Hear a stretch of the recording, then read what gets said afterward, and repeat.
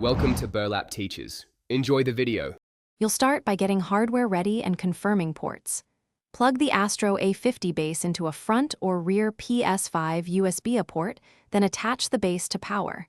Make sure the headset is charged and turned off before pairing. This prevents accidental interference. On the Ps5, go to Settings, then Accessories to ensure USB devices are accepted.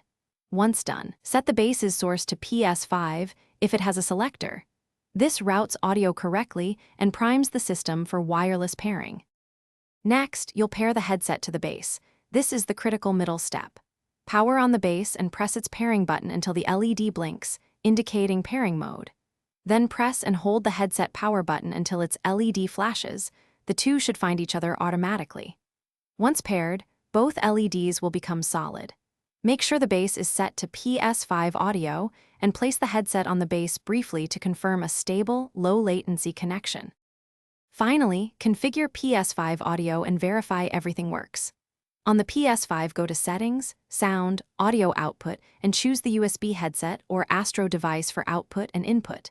Adjust volume, side tone, and mic level to taste, and disable HDMI audio if you prefer all sound through the headset. Test audio in a game or party chat. If audio is missing or unstable, restart the base, repair, and check for firmware updates.